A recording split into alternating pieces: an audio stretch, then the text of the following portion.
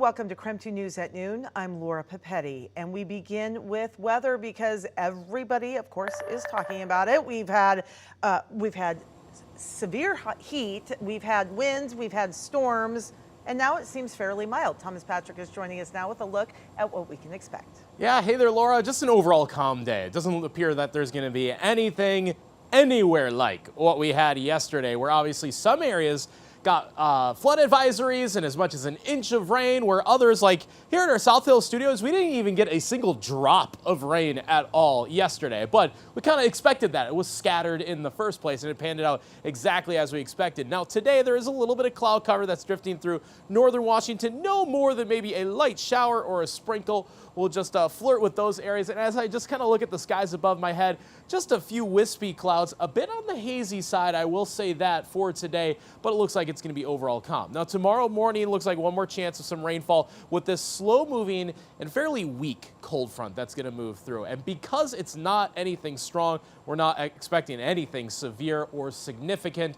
Nothing like what happened yesterday. Yesterday's weather is yesterday, and it's in the rearview mirror, and nothing in our upcoming forecast is going to mirror anything like that. For today, we'll just call it partly cloudy skies for the rest of the afternoon. It's 75 right now, looking at about low to mid 80s for this afternoon. But boy, is that summer heat going to come roaring back for this upcoming weekend. We got highs well into the 90s, so that little blip of some cooler weather that we've had, yeah, that's going to be gone before you know it. All right, that little blip helpful, though. In the meantime, for firefighters, this afternoon, the Parkway Fire burning near Maitland Park is now 100% contained.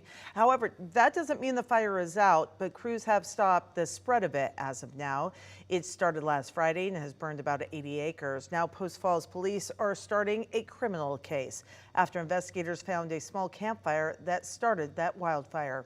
The Idaho State Fire Marshal released these photos over the weekend. They say this campfire, which someone did not put out correctly, sparked the Parkway Fire, threatened homes, and caused evacuations.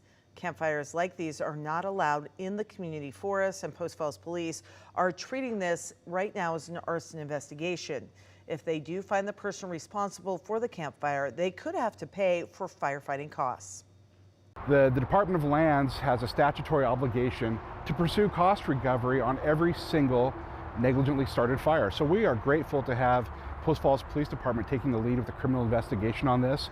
We're hopeful that they're going to identify whoever started it, because that will enable the Department of Lands to go after that individual civilly for the cost of suppression, which will be substantial.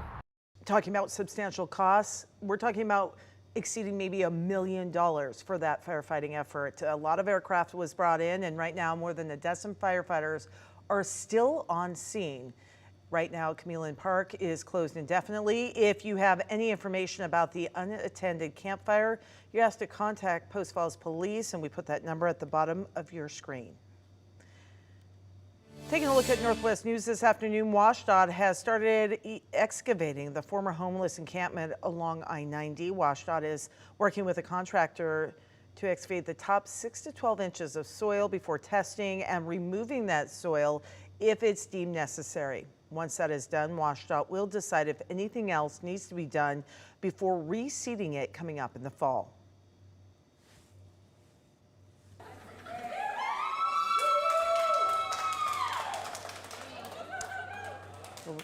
We like happy people. We like families being reunited. Check it out. Around a dozen Army soldiers were welcomed home across the inland Northwest after being gone for a year. They were deployed for a year to help a military operation in Southwest Asia. Idaho soldiers made up more than half of that task force. What was it like walking down this ramp and seeing everybody?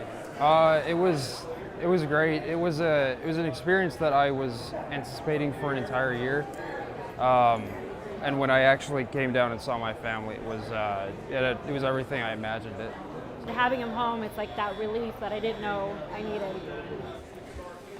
Welcome home to all the soldiers returning again now to their North Idaho families and homes. Can't believe it. The countdown is already on. This is for Bloomsday 2024. We're already talking about it. The Bloomsday Association is accepting designs for next year's finisher t-shirt, always a fan favorite.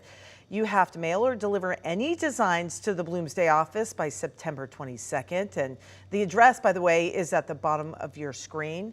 The winner, by the way, also a source of pride and bragging rights for having the design, but also getting $8,000. This afternoon, there is still no word on the future of the Pac-12 conference. On Friday, the Associated Press reporting that the University of Washington, along with the University of Oregon's potential move to the Big Ten Conference, meaning 4 teams would remain in the Pac-12, including Washington State. WSU President Kirk Schultz did send out a statement yesterday saying, in part, on Friday morning, we were shocked when the University of Washington and the University of Oregon announced they had accepted Big Ten invitations. I genuinely felt that on Friday morning we would sign the needed paperwork, finalize the deal with Apple, and move the Pac-12 toward a new and brighter future.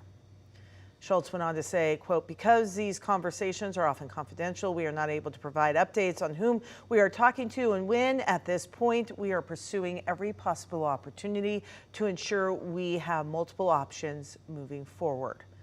The president also saying that after the decision, he and the athletic director, Pat Chun, immediately started working on options for Cougar athletics. All right, it is 12:06 right now.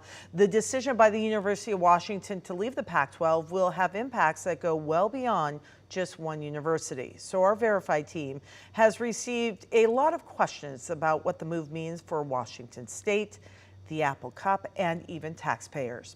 One viewer asking if there was any attempt by the state to keep UW and WSU together. Our Verified team tracked down a bill that would have done just that, and the lawmaker behind it. And so the objective of the bill was to, one, have WSU and UW stay together, that if they move conferences, that they go together. And secondly, that they'd have to have legislative approval. So tonight, coming up on KREM 2 News at 6 o'clock, our Verified team takes a closer look at what happened to the bill. And you might be surprised to hear who the senator says was the major group who opposed the bill. So more to come. Well, we may be thousands of miles away from Scotland, but you can still get a taste of the Highlands right here in the Inland Northwest. This afternoon, we are taking a look at a new Maitland Brewery that's now in Green Bluff. I'm following, God's direction to here's what I want to put in there because I loved how this came out, but then I give it up to the east, and I say, there you go. Make it happen. My wife and I in 2016 took a trip to Scotland. We ran into so many little tiny breweries, that commercial breweries, but it was like somebody's home. You walked in and you sat down and you just felt like the comfort came to you. You didn't have to go looking for it. To me, it said, that's what we have to do. We have to recreate that at home. I just want to make sure that 4 beers that I always have on are the same that you experienced the last time you were here, and that it's good and that you were comfortable and you left feeling like, okay, that was good. I would go back there. So if you prioritize a nice personal experience when you go grab a pint, New Maitland Brewing just might be the place for you.